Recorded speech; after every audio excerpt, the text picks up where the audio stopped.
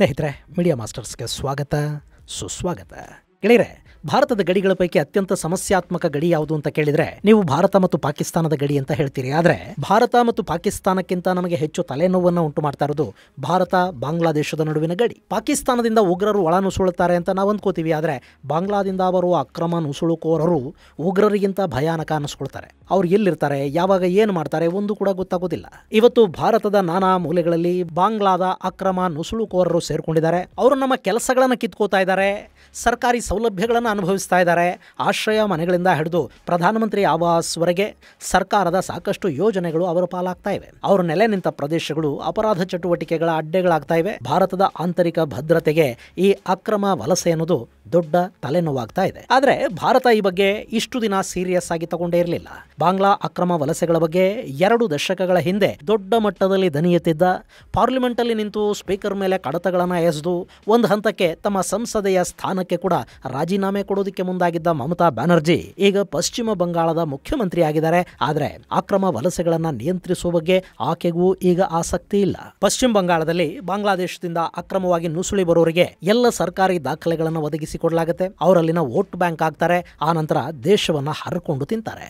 ಆದರೂ ಅಕ್ರಮ ವಲಸೆಗಳ ಬಗ್ಗೆ ನಮಗಿಷ್ಟು ದಿನ ಗಮನ ಇರಲಿಲ್ಲ. ಕೇಂದ್ರದ ಬಿಜೆಪಿ ಸರ್ಕಾರ ತನ್ನ ಚುನಾವಣಾ ಪ್ರಣಾಳಿಕೆಯಲ್ಲಿ ಅಕ್ರಮ ವಲಸೆಯನ್ನ ನಿಯಂತ್ರಿಸುವ ಮಾತಾಡಿತ್ತು. ಆದರೆ ಕಳೆದ 10 ವರ್ಷಗಳ ಅವಧಿಯಲ್ಲಿ ಅಕ್ರಮ ವಲಸೆಯ ಬಗ್ಗೆ ಅವರು ಮಾಡಿದ್ದು ಕೂಡ ತುಂಬಾನೇ ಕಡಿಮೆ.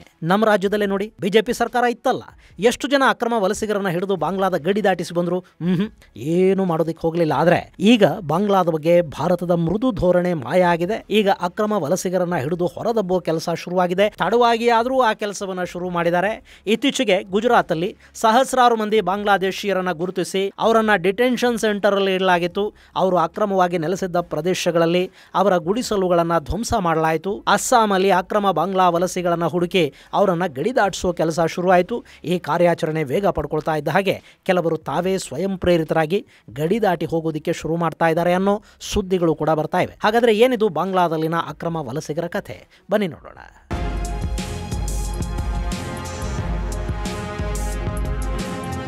ಗೆಳೆಯರೆ, ಬಾಂಗ್ಲಾದೇಶ ಅನ್ನೋದು ಭಾರತಕ್ಕೆ ಯಾವತ್ತಿಗೂ ಒಂದು ಸಮಸ್ಯೆನೇ. ಅಲ್ಲಿ ಶೇಖ್ ಹಸೀನಾ ಇರಲಿ, ಖಲೀದಾ ಜಿಯಾ ಇರಲಿ, ಅಥವಾ ಈಗಿರೋ ಯೂನಸ್ ಅನ್ನೋ ವೃದ್ಧ ಮಂಡೂಕಾನೇ ಇರಲಿ, ಹಸೀನಾ ಸರ್ಕಾರ ಭಾರತದ ಜೊತೆಗಿನ ಸಂಬಂಧಗಳನ್ನು ಚೆನ್ನಾಗಿ ಇಟ್ಕೊಂಡಿತ್ತು ಅನ್ನೋದು ಬಿಟ್ರೆ ಅಕ್ರಮ ವಲಸೆಗಳ ಕಾಟ ಆಗ ಕೂಡ ಕಡಿಮೆ ಏನಿರಲಿಲ್ಲ.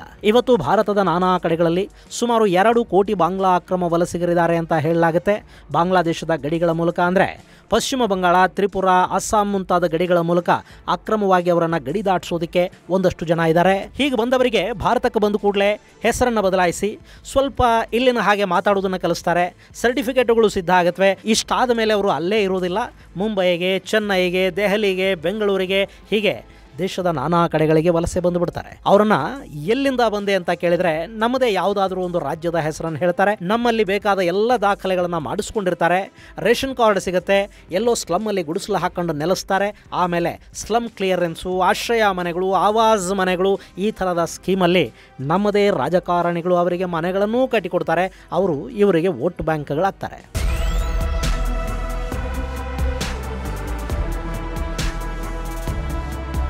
ಗೆಳೆಯರೆ, ಇವತ್ತು ಭಾರತದಲ್ಲಿ ನಡೀತಿರೋ ದೊಡ್ಡ ಮಟ್ಟದ ಕೋಮುಗಲಭೆಗಳು, ಸಿಐಎ ವಿರುದ್ಧದ ಪ್ರತಿಭಟನೆಗಳು, ವಕ್ಫ್ ಪ್ರತಿಭಟನೆಗಳು, ಯಾರದ್ದೋ ಮನೆಗೆ ಕಲ್ಲು ತೂರಿದ್ದು, ಯಾರದ್ದೋ ಮನೆಗೆ ಬೆಂಕಿ ಹಚ್ಚಿದ್ದು ಎಲ್ಲ ಯಾರು ಅಂತ ಹೋಗಿ ನೋಡಿ.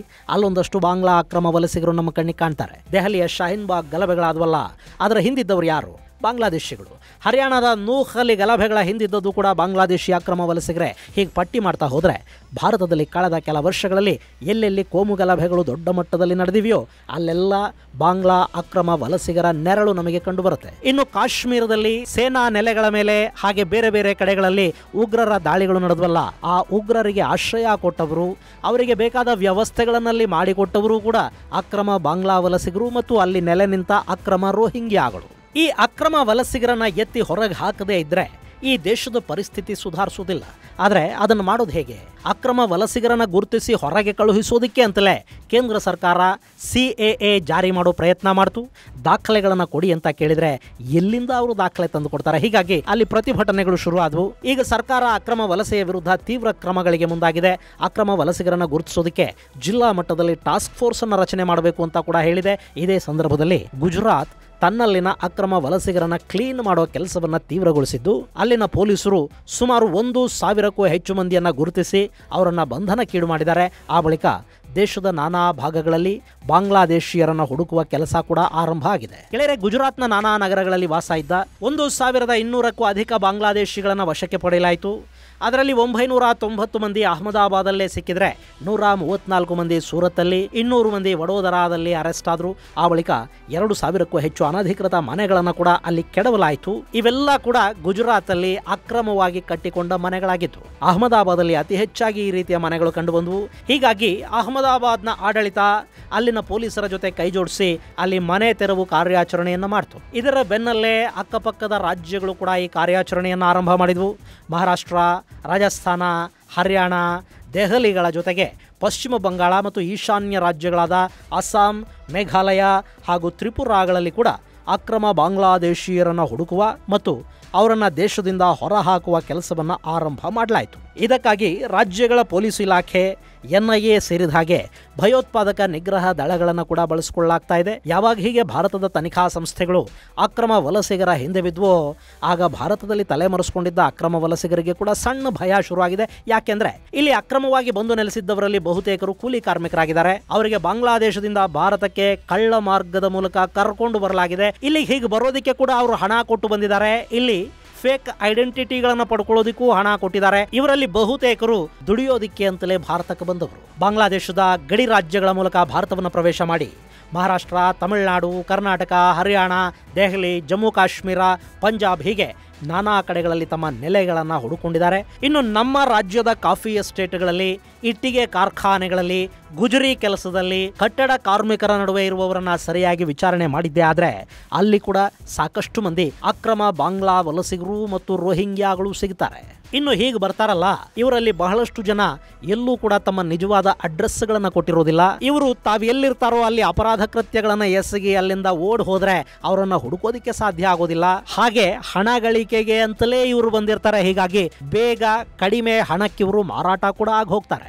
ಸೊ ಇಂಥವರನ್ನೇ ಬಳಸ್ಕೊಂಡು ಬಾಂಗ್ಲಾದೇಶದ ಉಗ್ರರು, ಪಾಕಿಸ್ತಾನದ ISI ಹಾಗೂ ಇನ್ನಿತರ ಉಗ್ರ ಸಂಘಟನೆಗಳು ಭಾರತದಲ್ಲಿ ವಿಧ್ವಂಸಕ ಕೃತ್ಯಗಳನ್ನ ಮಾಡುವ ಪ್ರಯತ್ನಗಳನ್ನ ಮಾಡುತ್ತವೆ. ಈ ಥರದ ಮಾಹಿತಿ ಇಂಟೆಲಿಜೆನ್ಸ್ ಬ್ಯೂರೋಗೆ ಬಂತು. ಪೆಹಲ್ಗಾಮ್ ದಾಳಿಯ ನಂತರ ಅದೇ ಥರದ ದಾಳಿಗಳನ್ನು ಭಾರತದಲ್ಲಿ ನಾನಾ ಕಡೆಗಳಲ್ಲಿ ಮಾಡೋದಕ್ಕೆ ಒಂದಷ್ಟು ಪ್ರಯತ್ನಗಳು ನಡೀತಾ ಇವೆ. ಆ ಪ್ರಯತ್ನಗಳಿಗೆ ಅಕ್ರಮ ಬಾಂಗ್ಲಾ ವಲಸಿಗರನ್ನ, ರೋಹಿಂಗ್ಯಾಗಳನ್ನ ಬಳಸುವ ಸಾಧ್ಯತೆ ಇದೆ ಅನ್ನೋ ಥರದ ಮಾಹಿತಿ ಅದು. ಇದರ ಜೊತೆ ಹಿಜ್ಬುಲ್ ಮುಜಾಹಿದೀನ್ ಹಾಗೂ ಅಲ್ ಖೈದಾದಂಥ ಭಯೋತ್ಪಾದಕ ಸಂಘಟನೆಗಳು ಕೂಡ ಭಾರತದಲ್ಲಿ ಸಮಸ್ಯೆಯನ್ನು ಸೃಷ್ಟಿ ಮಾಡೋದಕ್ಕೆ ಹೊರಟಿವೆ ಅನ್ನೋ ಮಾಹಿತಿ ಸಿಕ್ಕ ನಂತರ ಕೇಂದ್ರ ಸರ್ಕಾರ ಎಲ್ಲ ರಾಜ್ಯ ಸರ್ಕಾರಗಳನ್ನು ಅಲರ್ಟ್ ಮಾಡಿದೆ.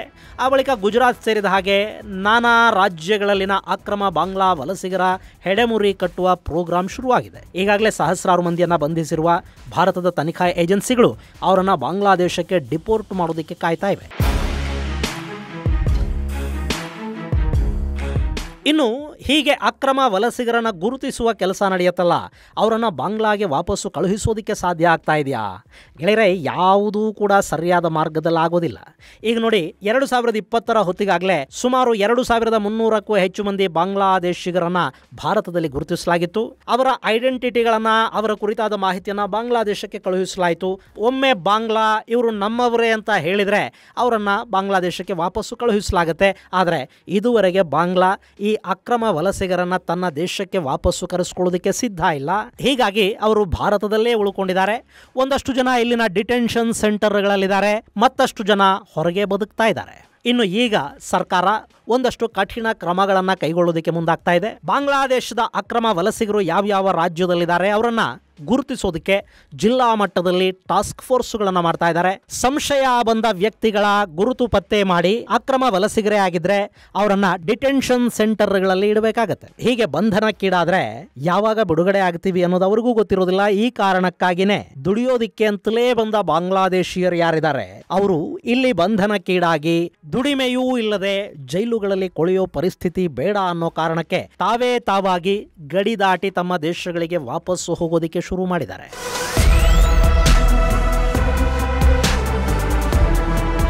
ಈಗಾಗಲೇ ಬಾಂಗ್ಲಾದೇಶದ ಸುಮಾರು 2,000ಕ್ಕೂ ಹೆಚ್ಚು ನಾಗರಿಕರು BSF ಸ್ಟೇಷನ್ಗಳನ್ನು ತಲುಪಿದ್ದು ನಮ್ಮನ್ನ ಗಡಿಪಾರು ಮಾಡಿ ಬಾಂಗ್ಲಾದೇಶಕ್ಕೆ ಕಳುಹಿಸಿಕೊಡಿ ಅಂತ ಕೇಳ್ತಾ ಇದ್ದಾರೆ. ಆದ್ರೆ ಬಾಂಗ್ಲಾದೇಶ ಮಾತ್ರ ಅವರನ್ನ ಕರೆಸ್ಕೊಳ್ಳೋದಕ್ಕೆ ಇದುವರೆಗೆ ಗ್ರೀನ್ ಸಿಗ್ನಲ್ ಅನ್ನ ಕೊಟ್ಟಿಲ್ಲ. ಇನ್ನು ಈ ರೀತಿಯ ಸಮಸ್ಯೆಗಳಿರೋದ್ರಿಂದ ಅಸ್ಸಾಂನ ಸರ್ಕಾರ ಒಂದು ಹೆಜ್ಜೆ ಮುಂದಕ್ಕೆ ಹೋಗಿದೆ. ಅವರು ಅಕ್ರಮ ಬಾಂಗ್ಲಾದೇಶಿಗರನ್ನ ಹುಡುಕಿ ಗಡಿಯಲ್ಲಿ ಭಾರತ ಮತ್ತು ಬಾಂಗ್ಲಾ ನಡುವಿನ ಬಫರ್ ಝೋನ್ ಅಂದ್ರೆ ನೋ ಮ್ಯಾನ್ಸ್ ಲ್ಯಾಂಡ್ ಇರುತ್ತಲ್ಲ, ಅಲ್ಲಿಗೆ ಅವರನ್ನ ಕಳುಹಿಸುವ ಕೆಲಸವನ್ನ ಮಾಡ್ತಾ ಇದೆ. ಈ ಬಗ್ಗೆ ಕೂಡ ಬಾಂಗ್ಲಾದೇಶ ತೀವ್ರ ಅಸಮಾಧಾನವನ್ನು ವ್ಯಕ್ತಪಡಿಸ್ತಾ ಇದ್ದು, ಭಾರತ ಬಲವಂತವಾಗಿ ತನ್ನ ದೇಶದಲ್ಲಿನ ಮುಸಲ್ಮಾನರನ್ನ ಬಾಂಗ್ಲಾಗೆ ತಳ್ಳುವ ಕೆಲಸವನ್ನ ಮಾಡ್ತಾ ಇದೆ ಅಂತ ಬಾಂಗ್ಲಾ ಈಗ ಆರೋಪ ಮಾಡೋದಕ್ಕೆ ಶುರು ಮಾಡಿದೆ. ಆದ್ರೆ ಹೀಗೆ ತಳ್ಳಲ್ಪಡ್ತಾ ಇರೋರು ಯಾರು ಕೂಡ ಭಾರತೀಯರಲ್ಲ, ಅವರೆಲ್ಲ ಬಾಂಗ್ಲಾದಿಂದ ವಲಸೆ ಬಂದವರು ಮತ್ತು ರೋಹಿಂಗ್ಯಾಗಳೇ ಆಗಿದ್ದಾರೆ. ಇನ್ನು ಹೀಗೆ ಬಾಂಗ್ಲಾದೇಶಕ್ಕೆ ಅಕ್ರಮ ವಲಸಿಗರನ್ನ ವಾಪಸ್ಸು ಕಳುಹಿಸುವ ಕೆಲಸ ಇದೆಯಲ್ಲ, ಇದು ಕೂಡ ಇವತ್ತು ನಿನ್ನೆ ಆರಂಭಗೊಂಡಿರುವುದೇನಲ್ಲ, ಅಥವಾ NDA ಸರ್ಕಾರ ಬಂದ ಮೇಲೆ ಇದಾಗ್ತಾ ಇದೆ ಅಂತ ಕೂಡ ಅಲ್ಲ.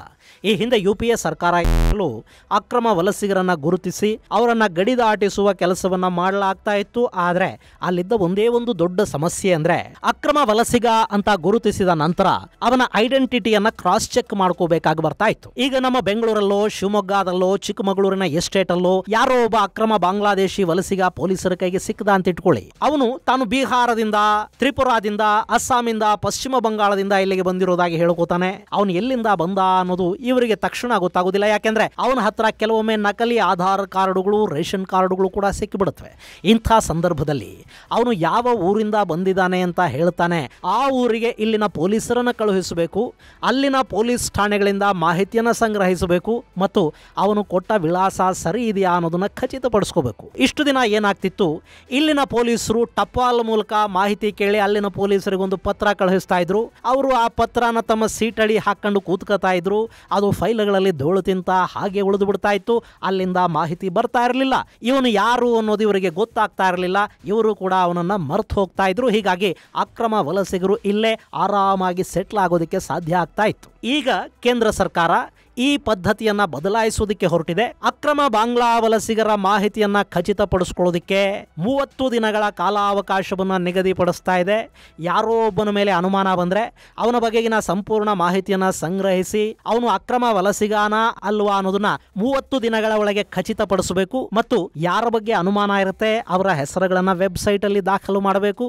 ಅಕ್ರಮ ವಲಸಿಗರು ಅನ್ನೋದು ಖಚಿತವಾದ ನಂತರ ಅದನ್ನ ಕೂಡ ಆ ವೆಬ್ಸೈಟ್ ಅಲ್ಲಿ ದಾಖಲಿಸಿ ಅವರ ಡಿಪೋರ್ಟೇಷನ್ಗೆ ಅರ್ಜಿಯನ್ನು ಸಲ್ಲಿಸಬೇಕು ಮತ್ತು ಈ ಮಾಹಿತಿಯನ್ನ ಕೇಂದ್ರ ಗೃಹ ಇಲಾಖೆಯ ಜೊತೆಗೆ ವಿದೇಶಾಂಗ ಇಲಾಖೆಯ ಜೊತೆ ಆಧಾರ್ ಹಾಗೂ ಇನ್ನಿತರ KYC ಇಲಾಖೆಗಳೇನಿವೆ ಅವುಗಳ ಜೊತೆ ಕೂಡ ಆ ಮಾಹಿತಿಯನ್ನ ಹಂಚಿಕೋಬೇಕು ಮತ್ತು ಪ್ರತಿ 15 ದಿನಗಳಿಗೊಮ್ಮೆ ಈ ವಿಷಯದಲ್ಲಿ ಏನು ಪ್ರಗತಿಯಾಗಿದೆ ಅನ್ನೋದನ್ನ ಕೇಂದ್ರ ಗೃಹ ಇಲಾಖೆಗೆ ಎಲ್ಲ ಜಿಲ್ಲಾಡಳಿತಗಳು ಮಾಹಿತಿಯನ್ನ ಕೊಡಬೇಕು ಅನ್ನೋ ಆದೇಶವನ್ನ ಮೊನ್ನೆ ಅಷ್ಟೇ ಕೇಂದ್ರ ಸರ್ಕಾರ ಕೊಟ್ಟಿದೆ. ಹೀಗಾಗಿ ಇನ್ನು ಮುಂದಾದರೂ ಅಕ್ರಮ ವಲಸಿಗರನ್ನ ಹುಡುಕಿ ಹೊರದಬ್ಬುವ ಕೆಲಸಕ್ಕೆ ವೇಗ ಸಿಗುತ್ತಾ ಅನ್ನೋದನ್ನ ಕಾದು ನೋಡಬೇಕು. ಇದು ಗೆಳೆಯರೆ ಬಾಂಗ್ಲಾದ ಅಕ್ರಮ ವಲಸಿಗರ ಕುರಿತಾದ ಒಂದಷ್ಟು ಮಾಹಿತಿ.